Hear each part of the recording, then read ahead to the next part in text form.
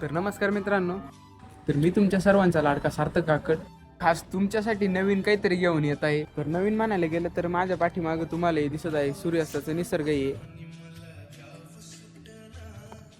पण मी तुमच्यासाठी आपल्या ठाणगाव नगरीचा निसर्ग घेऊन येणार आहे.